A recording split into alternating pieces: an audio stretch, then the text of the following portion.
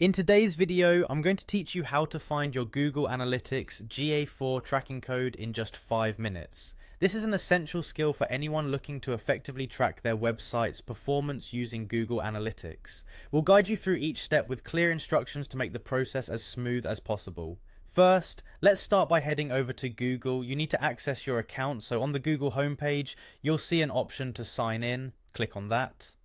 You'll then be prompted to choose which Google account you'd like to use. Once you've selected the correct account, go ahead and enter your password. Don't forget to hit Next to proceed to the next stage.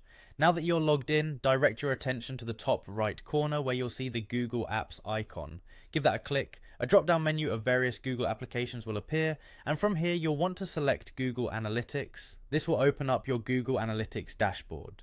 Within the dashboard, navigate to the bottom of the left-hand sidebar where you'll find the admin settings. Click on this to access more detailed settings for your account. Now, you're going to look for the option called Data Collection and Modification. Click on that and it will bring you one step closer to your tracking code. Next up is the Data Streams option. Click on it and you'll see a list of data streams associated with your account. At this point, you'll need to select your web stream, which refers to the data specific to your website. After selecting your web stream, scroll down to the bottom where you'll find View Tag Instructions. Click on that, you're almost there. These instructions will guide you in implementing the code on your website, but for now, let's focus on finding that code. When you're in the tag instructions, look for the option that says Install Manually. Click on it because this is where your tracking code resides. Finally, you'll see an option to copy code. Click on that to copy your unique tracking code to your clipboard.